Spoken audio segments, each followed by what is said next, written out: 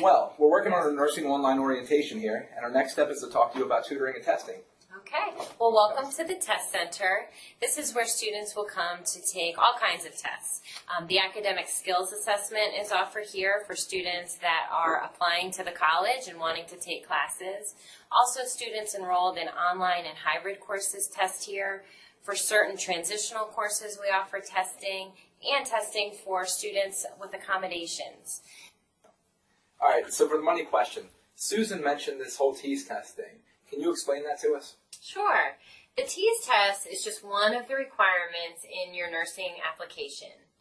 TEAS stands for the Test of Essential Academic Skills, and it's created by the Assessment Technologies Institute, which stands for ATI. It's a standardized test that assesses your math, reading, science, and English and language usage skills. You can think of it as kind of a placement test for the nursing program.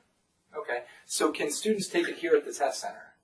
Yes, the testing is offered here in the Test Center, but only for currently enrolled students who have completed at least 3 credits at HCC. Okay, and how long is the test, the score, how long is that good for? The score is good for 2 years, and students can test twice within a 2-year period. Okay, cool. I guess that covers it. Great. Now, the only other thing I should add is that we offer TEAS testing here in the Test Center, but only during certain times in January and August. Great point. So what we have set up so that we can accommodate all of the people wanting to take the TEAS test is online registration. And online registration can be done on the ATI website, www.atitesting.com. When you go to that website, you need to create a profile for yourself. And if you want to take the TEAS test at Harford, you have to select Harford TEAS. Okay, for the important stuff. 1, TEAS is a requirement to apply to the nursing program. TEAS assesses math, reading, science, and English language and usage skills. It's kind of like the placement test for nursing. Also, in order for a student to test at HCC, the student has to be currently enrolled with 3 or more credits already completed. And testing can only be done at certain times at HCC during January and August. For more information, go to atitesting.com. Okay, Jenny, after they go to the website that you mentioned, what do they do next? Well, they have to create their own account, and there are prompts to help students figure out how to create their own account. And the main thing is that when you're filling out your account, that you put Harford CCTs as your institution. Watch, I'm going to stumble on this one. Now, what if you're a transfer student, you've never taken a course at Harford?